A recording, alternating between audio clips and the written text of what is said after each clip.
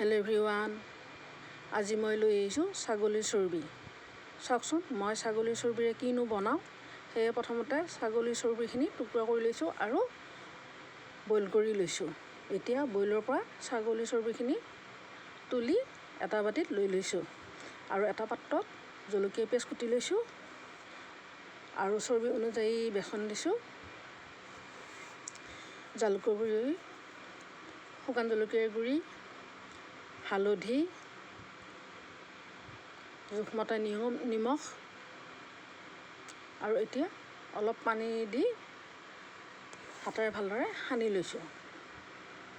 আপোনালোকৰ যদি টান পায় তেনেহ'লে চামুচেৰে সানিব, মই হাতেৰে কামটো কৰি দিলোঁ বাৰু। আৰু এতিয়া লগে চৰ্বিখিনি দি ভালদৰে সানি লৈছোঁ আৰু ইফালে কেৰাহী বহাই দিছোঁ, তেল গৰম হ'বলৈ দিছোঁ। তেল গৰম হৈ গ'ল, এতিয়া মই গৰম তেলত চৰ্বিখিনি বৰা টাইপত দি দিছোঁ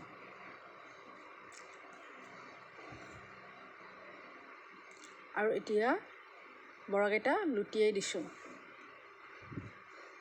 এনেকৈ মই গোটেইকেইটা চৰ্বি বৰা আকাৰত বনালোঁ।